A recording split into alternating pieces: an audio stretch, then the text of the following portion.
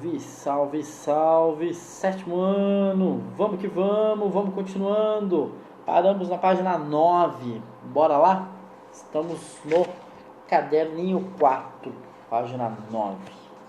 Quem trabalhava no engenho? Outro espaço do engenho era a senzala. Em geral, era formada por imensos galpões onde ficavam os cativos quando não estavam trabalhando em outras dependências do engenho. Sem camas ou cadeiras, os escravizados tinham apenas um pouco de palha para forrar o chão. A alimentação era extremamente precária, mas algumas famílias de cativos às vezes conseguiam cultivar uma pequena horta trabalhando aos domingos e nos dias santos. Com isso, reforçavam minimamente suas refeições. Cobriam a nudez do corpo com surrados panos de algodão adquiridos pelos proprietários. Podemos ver a senzala representada no detalhe abaixo à direita. O número de cativos que trabalhavam na propriedade dependia do seu tamanho. Em média, os engenhos contavam com um número que variava de 50 a 150 escravizados, divididos em diversas atividades. Havia aqueles que trabalhavam na lavoura de cana, como podemos ver no canto superior esquerdo da ilustração. Muitas vezes, as lavouras de cana não faziam parte do engenho, mas eram administradas por pequenos proprietários que vendiam sua produção aos senhores de engenho. Outros cativos trabalhavam como empregados domésticos no interior da casa grande, sobretudo as mulheres. A maioria dos escravizados, entretanto, cuidava da produção do açúcar. A carga excessiva de trabalho, os castigos e a má alimentação encurtavam a vida dos cativos e provocavam grande rotatividade de mão de obra. Em fins do século XVII, a média de vida de um escravizado chegava a mais ou menos 23 anos. O índice de mortalidade chegava a até 10% de uma leva de cativos comprada por um proprietário. Como o açúcar era fabricado? No canto inferior da imagem foi representada a casa de engenho, onde se encontravam as instalações e os maquinários utilizados na manufatura do açúcar. Para lá eram transportadas as canas cortadas e amarradas nas distantes lavouras. Empilhadas em carros de boi, os feixes de cana eram levados para a moenda, onde seriam esmagados. A cana era então colocada em uma máquina que podia ser movida por escravizados, por tração animal ou por uma roda d'água. Na imagem do engenho Noruega, percebemos que a água chegava por um aqueduto, vinda provavelmente do rio que atravessava o engenho. O caldo de cana extraído, chamado de garapa, era colocado em grandes tachos ou caldeiras de cobre para ser fervido nas fornalhas. Era um trabalho desgastante e lento, pois até o caldo engrossar e se conseguir o melado, os escravizados não podiam parar de mexê-lo, ficando assim expostos durante horas seguidas ao calor das fornalhas. Próximo passo era despejar o melado em cones de argila para esfriar e se condensar. Em seguida, ele era levado à casa de purgar, processo que cristalizava e branqueava. Os tachos de melado estão em uma grade elevada no chão para que o melado escorra. Nos galpões, pedaços endurecidos, os chamados pães de açúcar, eram quebrados em grãos e armazenados em caixotes de até 50 arrobas, aproximadamente 750 quilos.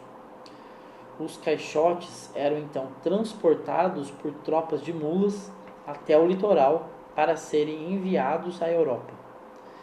Em determinados períodos do ano, os engenhos chegavam a funcionar 24 horas por dia.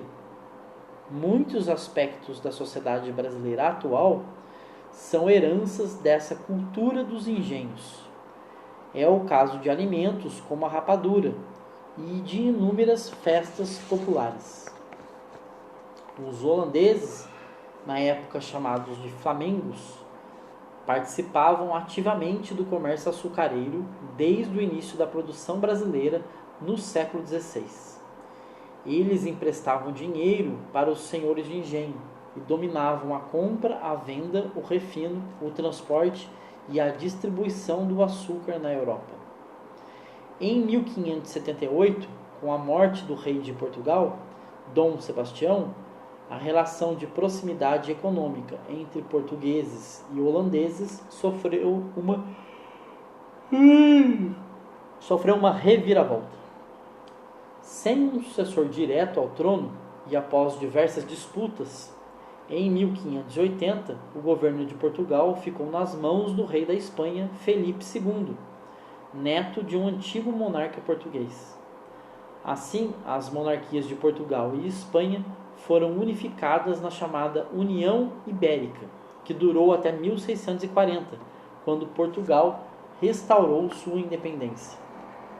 O governo da União Ibérica acabou por declarar inimigos todos os adversários da Espanha.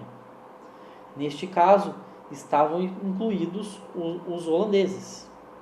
Com isso, os holandeses ficaram proibidos de atracar os seus navios nos portos portugueses da colônia na América e, por consequência, de fazer negócios com os senhores de engenho do atual Nordeste, onde se concentrava a produção do açúcar. Com a ameaça de perder os rendimentos do comércio açucareiro, sua principal fonte de riquezas, o governo da Holanda resolveu se apossar das zonas produtoras.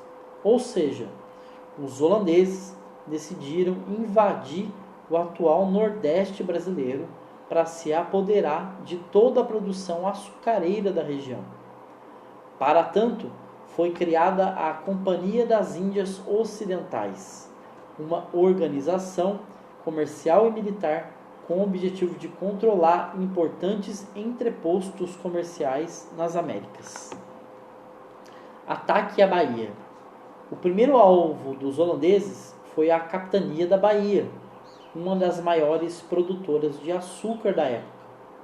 Em 1624, esquadras flamengas bombardearam Salvador e invadiram a cidade. A resistência dos habitantes, contudo, impediu que os holandeses avançassem rumo ao interior, onde ficavam concentrados os engenhos.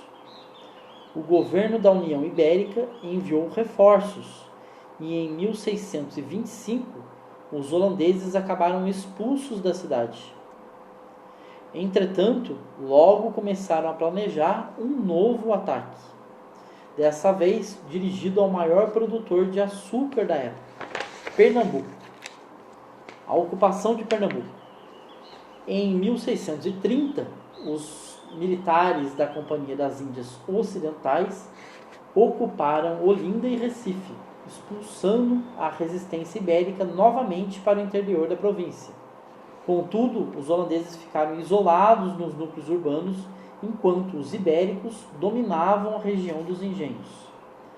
Apesar da grande resistência, os holandeses conseguiram se estabelecer na região.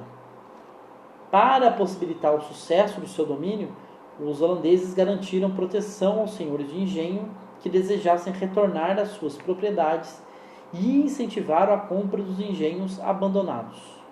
Nos anos que se seguiram, os holandeses expandiram seus domínios para outras regiões do Nordeste, como vemos representado no mapa ao lado. Em 1637, a Companhia das Índias Ocidentais resolveu enviar um governador para comandar o desenvolvimento das terras dominadas. Assim, o nobre holandês João Maurício de Nassau deu início ao processo da organização da Nova Holanda, como iria se chamar o novo território. O governo de Nassau caracterizou-se pela tentativa de modernização e recuperação da economia prejudicada pelas guerras de conquista. Seu governo emprestou dinheiro aos senhores de engenho para a recuperação de lavouras e instalações.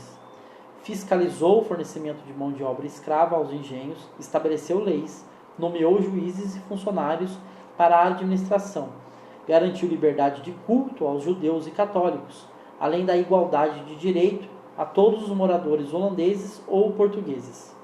Entretanto, apesar das medidas de modernização, manteve a escravização de africanos e seus descendentes.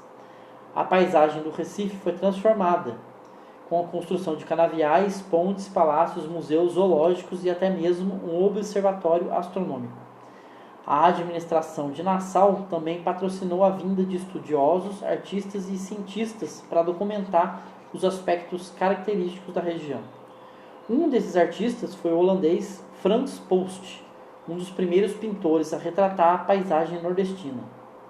Entre as diversas obras de Post, uma delas é a que retrata Maurícia, a cidade construída pelos holandeses na ilha de Antônio Vaz, onde antes existiam apenas pequenas palhoças de pescadores. Em 1640, a União Ibérica chegou ao fim. Portugal conquistou novamente sua autonomia e foram firmados acordos de paz entre holandeses e portugueses. Nesses acordos, o governo de Portugal chegou até mesmo a reconhecer o domínio holandês na colônia brasileira.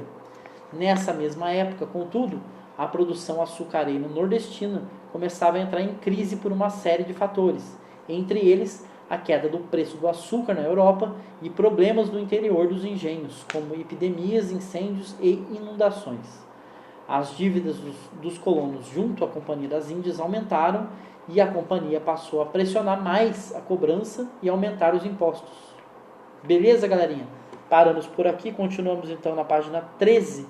Em Portugal retoma o controle. Abraço para vocês.